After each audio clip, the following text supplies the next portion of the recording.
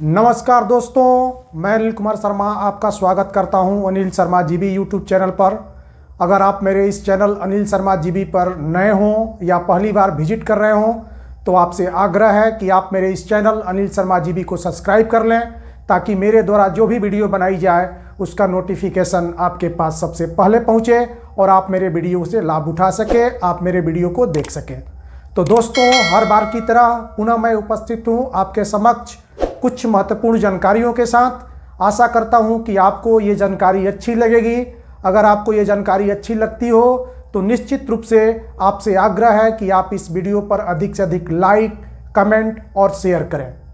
तो दोस्तों, नियोजित शिक्षकों से संबंधित सबसे बड़ा अपडेट सामने आ रहा है। आप सभी जानते हैं कि कुछ दिन पहले बिहार सरकार द्वारा विशिष्ट शिक्षक नियमावली 2023 का जो है प्रारूप नियोजित शिक्षकों के समक्ष लाया गया था। लेकिन जैसे ही नियोजित शिक्षकों ने विशिष्ट शिक्षक नियमावली 2023 का गहनतापूर्वक अध्ययन किया तो उनको इसमें बहुत सारी खामियां जो है दिखाई दी और इससे चलते वे काफ़ी आक्रोशित हो गए, क्योंकि नियोजित शिक्षकों को इस बात की आशा थी कि सरकार बिना परीक्षा लिए नियोजित शिक्षकों को राज्यकर्मी का दर्जा दे देगी। लेकिन उस प्रारूप में ऐसा कुछ नहीं था, लेकिन उस प्रारूप में यह बात अवश्य कही गई थी कि अगर नियोजित शिक्षकों को राज्यकर्मी का दर्जा चाहिए तो उन्हें सक्षमता परीक्षा से गुजरना होगा और तभी जाकर के उन्हें राज्यकर्मी का दर्जा प्राप्त हो सकता है।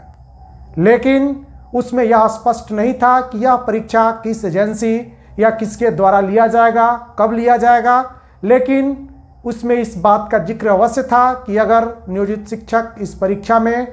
3 बार बैठने के बाद अगर असफल रहते हैं तो उन्हें सेवा मुक्त कर दिया जाएगा। इन सारी बातों को लेकर के नियोजित शिक्षक ही नहीं बल्कि नियोजित शिक्षक संगठन काफ़ी आक्रोशित थे और उसी दिन से इस प्रारूप का विरोध होना शुरू हो गया।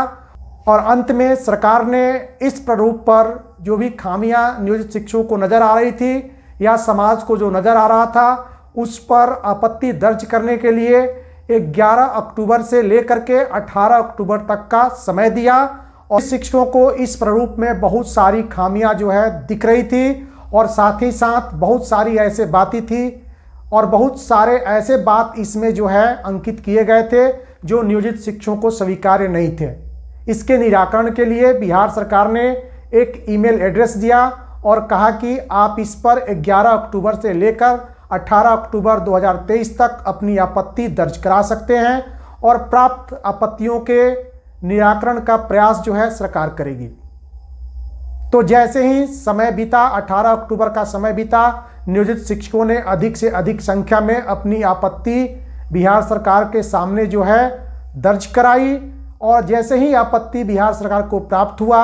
बिहार सरकार ने त्वरित कार्रवाई करते हुए त्रिस्तरीय कमेटी का गठन जो है कर दिया है। यह त्रिस्तरीय कमेटी जितने भी आपत्ति प्राप्त हुई है उन आपत्तियों को अलग अलग करके उस पर जो है गहन मंथन करेगी, विचार करेगी कि इसमें कौन कौन सी ऐसी आपत्ति है जिस पर बिहार सरकार सहानुभूति पूर्वक विचार कर सकती है। नियोजित शिक्षकों के लिए आने वाली नियमावली, अध्यापक नियमावली 2023 से इन आपत्तियों को जो है अलग कर दिया जाए। तो आप सभी जान रहे हैं कि बिहार सरकार इस बात को लेकर के बहुत ही गंभीर है और बिहार सरकार की यह सोच है कि जल्द से जल्द यह त्रिस्तरीय कमेटी अपना जो है रिपोर्ट बिहार सरकार को समझे, बिहार सरकार को सौंपे, ताकि उसके आधार पर नियोजित शिक्षकों के लिए जो नई नियमावली हो उनके सामने आए और नियोजित शिक्षक उस नियमावली का गहन अध्ययन कर अपना विचार जो है प्रकट करें। लेकिन आप सभी जानते हैं कि यह आपत्ति जो नियोजित शिक्षकों के द्वारा भेजा गया था उसकी संख्या जो है कम नहीं है, वह संख्या लाखों में है। और इस पर काम जो है, हालांकि बिहार सरकार द्वारा अति शीघ्र रिपोर्ट देने की बात कही गई है, लेकिन यह काम जो है इतना सरल भी नहीं है, क्योंकि एक एक आपत्तियों को जो है अलग करना, फिर उस पर जो है गहन अध्ययन करना और उसके बाद जो है अंतिम निर्णय लेना, अतः इसमें समय लगना स्वाभाविक है।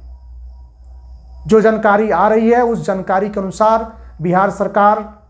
इस बात पर तो सहमत हो गई है कि नियोजित शिक्षकों को जो विशिष्ट शिक्षक नाम दिया जाना था उस पर उनको काफ़ी आक्रोश था, उसको लेकर के नियोजित शिक्षकों में काफ़ी आक्रोश था। अतः इस नाम को बदलने में बिहार सरकार को किसी प्रकार की आपत्ति नहीं है और यहाँ तक कि बिहार सरकार ने इस बात पर भी अपना मूड बना लिया है कि बिहार के जितने भी नियोजित शिक्षक हैं, अगर उनको किसी परीक्षा से गुजरना पड़ता है तो 3 बार परीक्षा में बैठने की जो बाध्यता थी उसको खत्म कर दिया गया है। लेकिन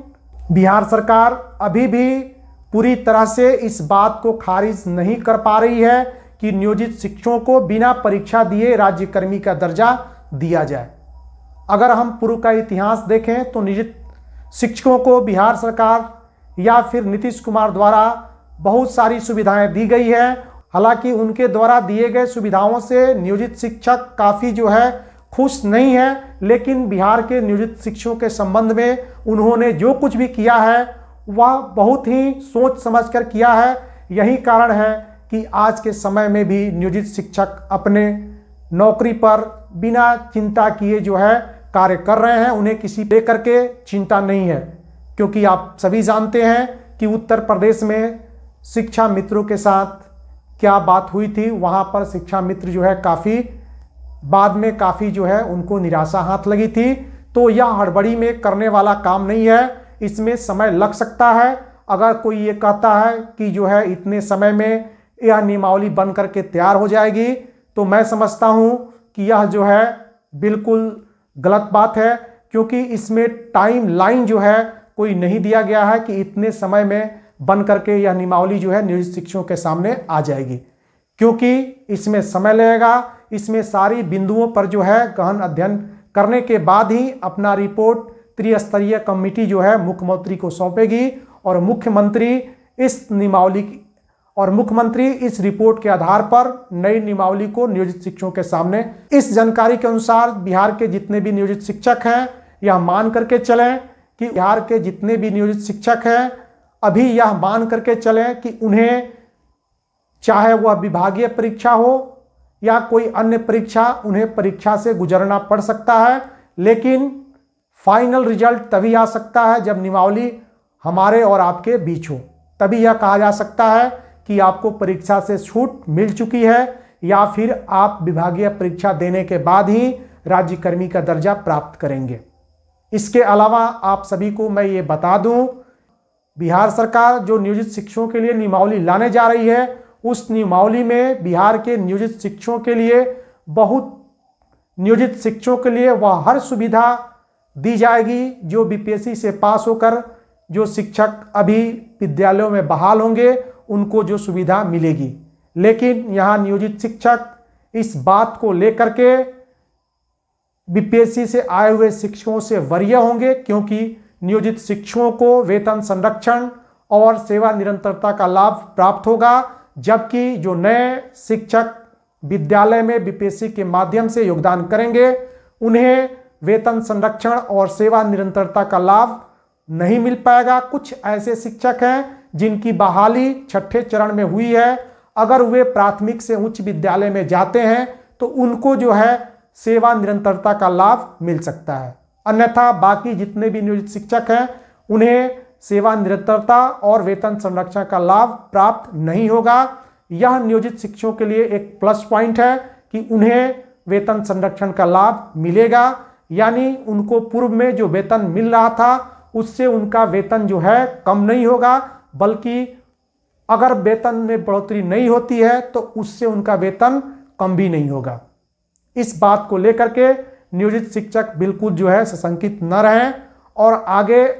जो मुख्य खबर आ रही है वह यह है कि बिहार शिक्षा परियोजना द्वारा सभी जिलों को वेतन हेतु राशि जो है भेज दी गई है। अब जितने भी नियोजित शिक्षक हैं अपने प्रखंड से जल्द अक्टूबर माह का नेगेटिव जो है अपने जिला को उपलब्ध करा दें, ताकि अक्टूबर माह का वेतन भुगतान ससमय हो सके। क्योंकि एक तो प्रखंड से नेगेटिव जो है जिला को ससमय प्राप्त नहीं होता है, और अगर नेगेटिव जिला को ससमय प्राप्त हो भी जाता है तो वहाँ जो है कम से कम 1 सप्ताह का समय लगना तो निश्चित ही है। इसलिए आप ससमय जिला को नेगेटिव उपलब्ध कराएं, ताकि इस बार की दीपावली के पूर्व आपको जो है वेतन भुगतान प्राप्त हो सके और आप अपने परिवार के साथ खुशियों के साथ दीपावली पर्व जो है मना सकें। तो आशा करता हूं कि आपको ये वीडियो अच्छी लगी होगी, और आपको अगर वीडियो अच्छी लगी हो तो आप अधिक से अधिक लाइक करें, कमेंट करें और शेयर करें। तो फिर मिलते हैं किसी अन्य मुद्दे पर, तब तक के लिए नमस्कार।